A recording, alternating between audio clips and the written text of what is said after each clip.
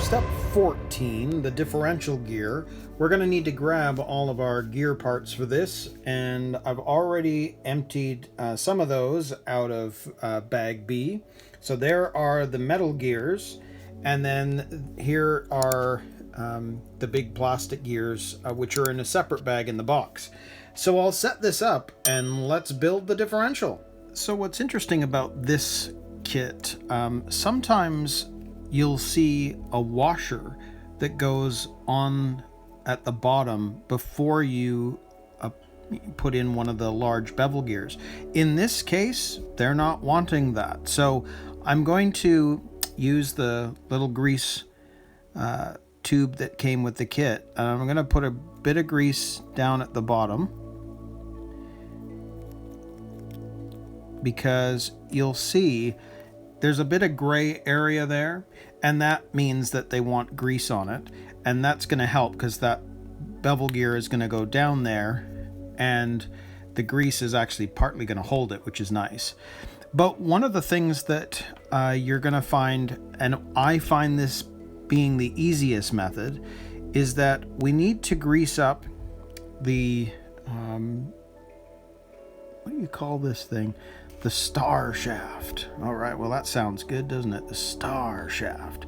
So we're going to grease that up and put on each of the little gears.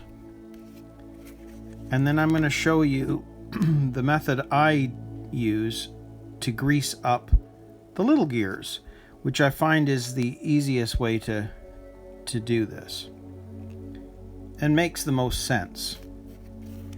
So grease that up there. Okay, so we've got our 3.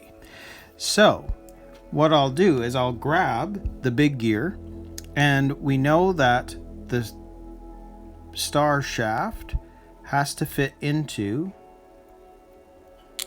each of those. Well, it's easier now to grease up the little bevels because I can turn as I grease. And what it means is not only am I greasing the little bevels, but I'm greasing everything else too.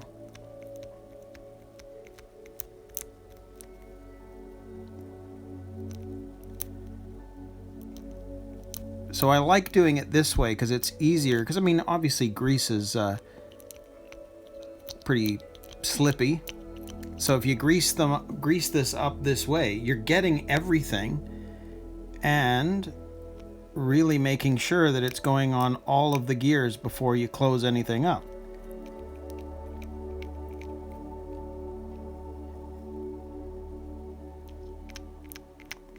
And I'm pretty liberal with the grease. Now what's interesting is this really is a small tube of grease that this is coming with, and I do find a lot of the times that Tamiya doesn't come with enough, so I may run out. But I have another option for that after the fact. Now, just because I'm going to add a bit of grease on this one too. I don't have to necessarily, because with the method I just showed you, there's going to be enough grease on the gears themselves to make this work. Because you can see that's very greasy, so is that gear now. So we're just going to sit that on top of there. And then you can see that just like what was on the other side, I want to grease up here because that's going to attach to the other plastic part.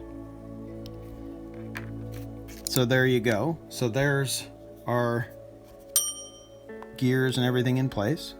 So now I want to line up everything so we know that that's going to go in right like that. And there we go. So then it's just a matter of screwing this in.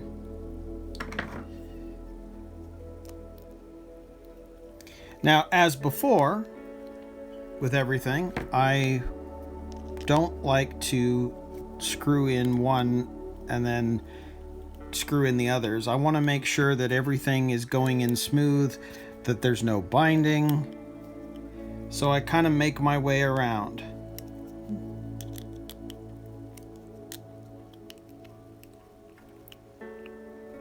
just think that's the best method for this, because you can also feel to make sure everything is seated right.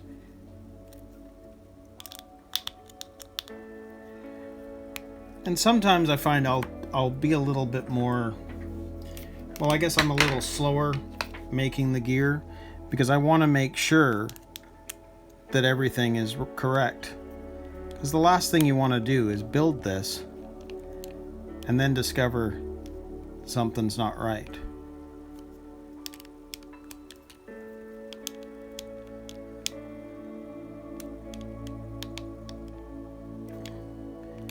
Just make sure that it's tight. I'm not over tightening. I just want to make sure that it's in as far as it can without being too loose.